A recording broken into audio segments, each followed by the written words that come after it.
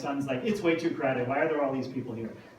So anyways, and the ideal hike involves getting lost somewhere on the trail, where you're way off the trail, where you then have to get found again. But unfortunately, I'm always doing stupid things like bringing compasses and GPSs and going in too small areas like the town forest, so I keep failing at getting out of the lost. Anyways, number one, the excerpt was likely to have found the most support among which of the following groups? Delta, advocates for women's rights. Remember, many women's rights supporters pushed off the fight for women's rights so they could fight for what they believed at the time was a greater cause of abolitionism. A person who agreed with Garrison's views expressed in the excerpt would most likely have advocated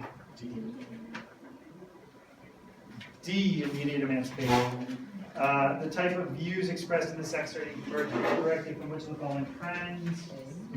C, second-great awakening. Opponents of Garrison's ideas expressed in the excerpt would most likely have argued A, slavery was a positive social institution and should not be changed. Remember the slavery as positive good argument. Excuse me. The ideas expressed in the excerpt most directly challenge the prevailing ideal in the early 19th century that B, women should focus on the home and the domestic sphere. Which of the following developments in the second half of the 19th century best represented the continuation of the ideas expressed in the Declaration? A. Which is a movement focused on women's voting rights. Many supporters of the Declaration in 1848 broke ranks with which of the following groups by the 1870s?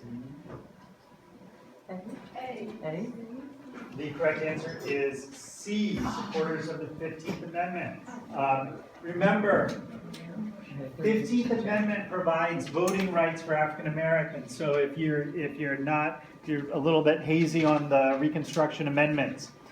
13th Amendment is and slavery. 14th Amendment provides citizenship rights to all Americans, including former slaves. 15th Amendment is specifically voting rights for former slaves.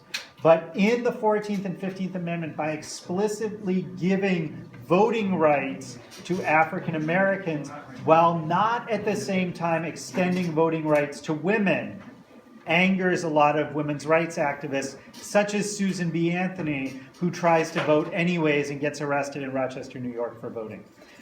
Which of the following had the greatest impact on the institution of slavery in the United States in the first quarter of the 19th century? Delta, invention of the cotton gin.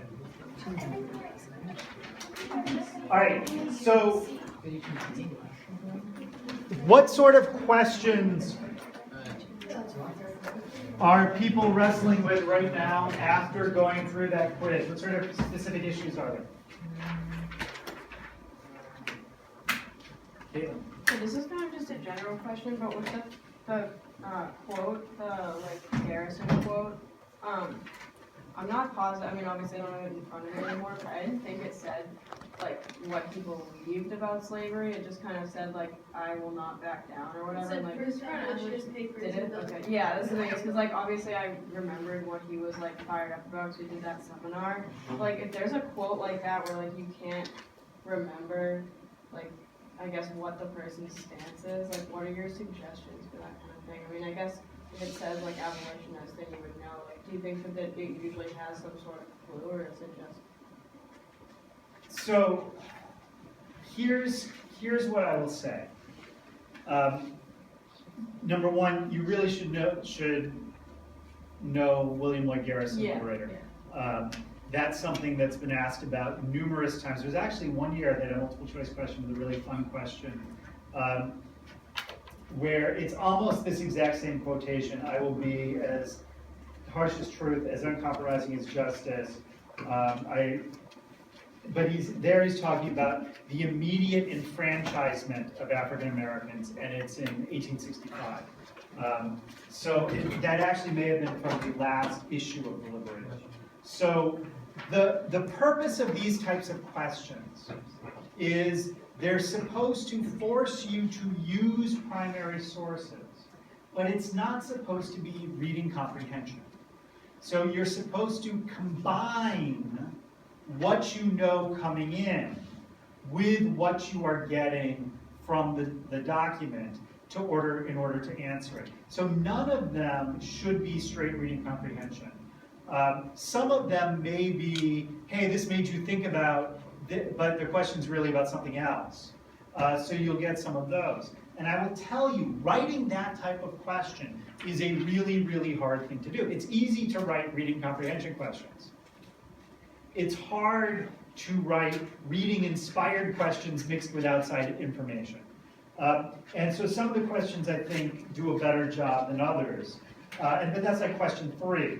Type of views emerge most directly. So if you know that the Second Great Awakening gives a new impetus to abolitionism, then that helps you to answer that. So on this, several things. Number 1, William Lloyd Garrison, if you can identify that name, with The Liberator. Number 2, it says abolitionist newspaper. Number 3, the name of it is The Liberator, so presumably you're freeing someone. And then at the beginning he says, on the subject of slavery. Okay, yeah. So I would argue that what he's talking about should be relatively evident from those 4 pieces of evidence. Yeah, I just didn't see the abolitionist things. I think that would definitely tip you off. Yeah, but they're not necessarily going to tell you. And so you need that to correctly answer the 4th one, because that's obviously opposed to it. But question 3, you can't, there's nothing from this document which is going to help you answer that. So that is your outside information. I think I saw another hand or 2. Yes? Oh, I was just going to ask how nativism did influence, because I thought nativism did influence ideas about slavery anyway, because people started to be like, oh, we're supposed to be the land of the free, like why are they enslaved people, this is hypocritical. So 2 things. 1, nativism as it is used as a term is almost exclusively referring to anti-immigrant sentiment. And so in the context around this time period, we're talking about the rise of the Know-Nothing Party, sometimes called the American Party. Immigrants are bad, keep them out. And the immigrants were bad and they needed to be kept out because they were primarily Irish and Catholic, both of which meant that they were very bad people. And I apologize to anyone in here who is either Irish or Catholic. I am simply reflecting the views of nativists at that time period. And remember, when the Whig Party dissolves in the 1850s over the question of slavery, to be a national party, you need a view on slavery, but you can't have a view on slavery and remain a national party. The first party that tries to replace them is the Know-Nothing Party. And so, did we talk about this yesterday a little bit? We didn't do much about the American Party. But so the 3 groups that form the Republican Party are former Whigs, Know-Nothings, anti-immigrants, and Free Soil types. And remember, the Free Soilers aren't abolitionists.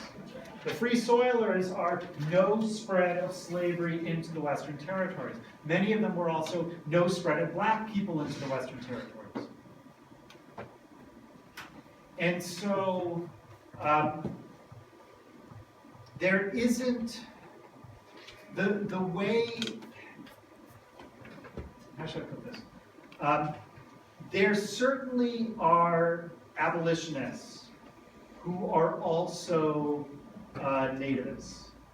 And there is overlap in that group. And part of it is, and a lot of the Irish, of course, are anti-abolitionists. And then you have the draft rights and the Civil War and things like that, because they see it as bringing the blacks up to the level of the Irish, therefore bringing the Irish down. The sort of Boston Brahmin elites, they're going to be at the top of the social order no matter what, so they're not threatened by this. They become good people because they're helping to raise the African Americans. And so then they look down at the Irish. Does that answer your question? Yeah. I thought I saw a couple other hands. Oh, do you just have a good way to keep track of the Reconstruction amendments? Because I can't keep them straight. Flashcards, Quizlet. We'll come up with a song and dance. I don't have a song and dance, but the first one, I mean, What's the first one? let's just talk constitutional amendments for a second. And break it down into sort of and you're not going to get a lot of specific questions about constitutional amendments. But, so, the first group of constitutional amendments are, of course, Bill of Rights. They're actually not called the Bill of Rights at first, and those are all passed in like 1791 at the very beginning. Then you're going to have two further amendments, the 11th and 12th. You don't particularly need to worry about those. One of them has to do with whether or not a state can sue another state in state court. Another one overturns, maybe that's the same one that overturns the Supreme Court decision. Don't worry about those, we'll never ask you about those. Then the next group worth knowing about is 13 through 15. And so you can think about these in terms of a logical progression. So 13 frees the slaves. 14th gives them citizenship. 14th does a lot of things, but it's citizenship rights. And it's national. Don't laugh at me because I can't spell. It's national citizenship rights. So what they're doing here is really, really radical. By the way, the debate and passage, is it this year? Of the 14th Amendment, I don't think it's fully ratified until 68, but I think it's like 66, and we're on the 150th anniversary. The 14th Amendment is by far, I think, the most important amendment in the history of the United States. It radically changes everything. And by the way, it could not be passed today. When an amendment like that gets passed, like, I mean, obviously there's not like immediate change because like it takes a while for people to like accept it and stuff, but like how does that like work when something that radical happens in a country? Like, how does that go into place? Well, remember, in a sense, it doesn't work. So, I mean, 13th Amendment abolishes slavery. Slavery is gone, at least officially. Although there's ways that people try and limit the socioeconomic opportunities of African Americans. The 14th Amendment tries to take that away, and probably the most important clause of the 14th Amendment is Congress shall have appropriate authority to enforce this. And so when they do something like the Voting Rights Act of 1965, that is actually built on the 14th and 15th Amendment, specifically authorizing Congress to be able to enforce these things. So two different things happen. One, they create national citizenship, and then the federal government can protect national citizenship. Same sort of thing with voting. But as you know, they're only actually going to enforce these for 10 years or so. And then when we get to the Compromise of 1877, which was at the end of U.S. History 1, these are going to be backed away from. And so you're going to have a very different sort of approach to things. And then they'll come back, in a sense, with the civil rights movement. But because they're a constitutional amendment, it provides something firm for civil rights activists to act. Yes? Was the 15th Amendment just giving the right to vote and it didn't have anything about like the poll tax and things like that, or was that something different? Poll tax is later, and remember that there's a whole series of ways you can't take the right to vote away. Grandfather clauses, poll And so taxes. none of those are like involved in the 15th Amendment, like those are ways to get around it, or are any of them outlawed by it, I guess is what I'm asking. There is, I believe, a later amendment that outlaws the poll tax. No, and part of it is that the 15th Amendment is in some ways a moderate amendment because, instead of a radical amendment, because Northerners want to be able to discriminate against immigrants in voting. So that's an element of it. Okay. But this fits in with the other thing. So the 14th Amendment defines citizenship rights and voting rights specifically as belonging to men, male inhabitants. And this is what causes Elizabeth Cady Stanton and Susan B. Anthony to freak out. Because literally, at the very moment they are extending rights to African Americans, They are defining voting as something that belongs to men. And so it's not simply that, oh, they go first. It's that a step forward for blacks means a step backwards for women. And that's why they get so upset. The next round of amendments, which would be, 16 through 19, are the progressive era amendments. Wait, Mr. Castner, was there an amendment that specifically dealt with the income tax? Was that the 12th? See if I can do this right. Or was that further on? Income tax is the 16th Amendment. There had been a Supreme Court case that had ruled federal income tax unconstitutional. The first federal income tax, by the way, is during the Civil War. They sort of move away from it, eventually gets, I think it's called Pollock versus Farmers Loan and Trust. 16th Amendment brings in an income tax. 17th Amendment is direct election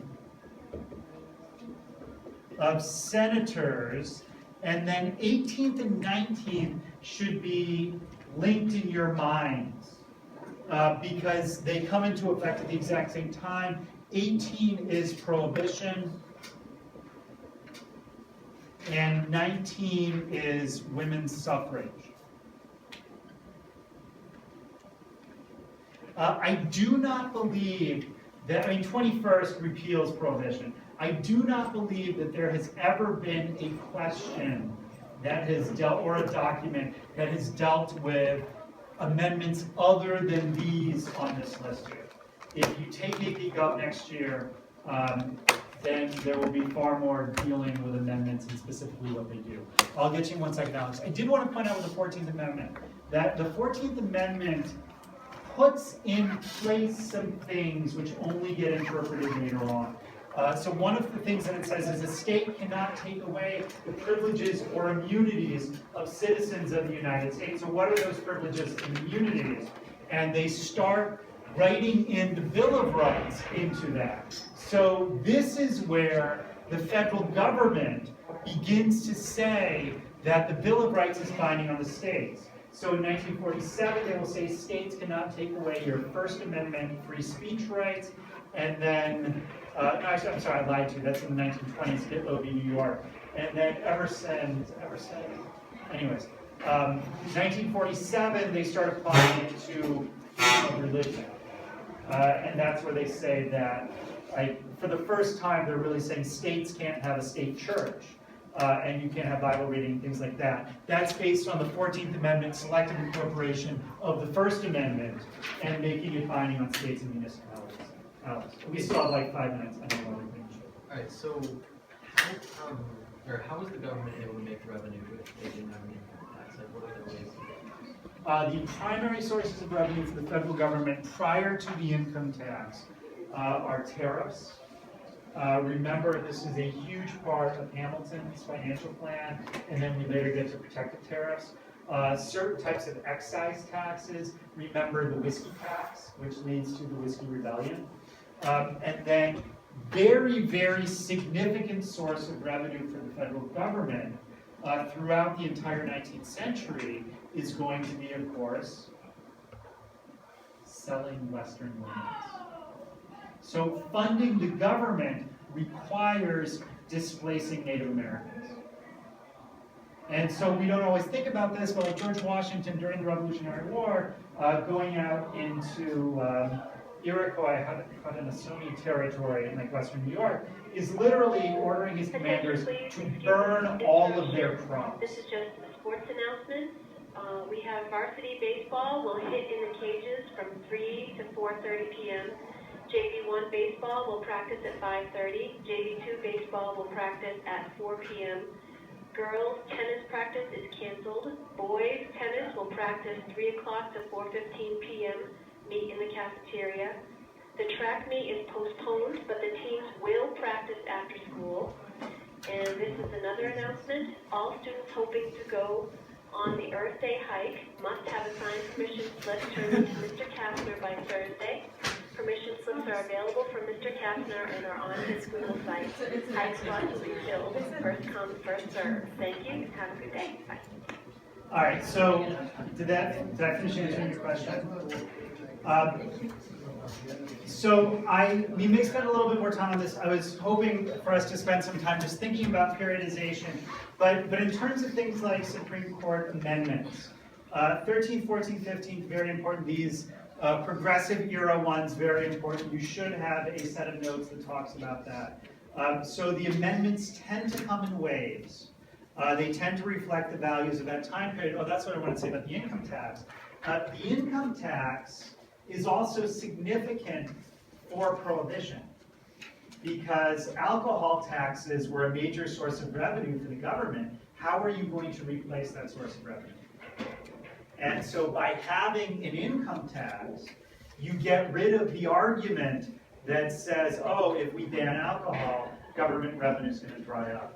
And by the way, if you want some synthesis points on this, one of the issues today, state governments and federal government make lots of money off tobacco taxes. So do they want to discourage people from smoking because smoking's bad for you, or do they want to encourage you to keep smoking so they can get your money on your packs of cigarettes so that they can fund the nice stuff that the government likes to do with your money? And often the government's goals are at cross purposes with that.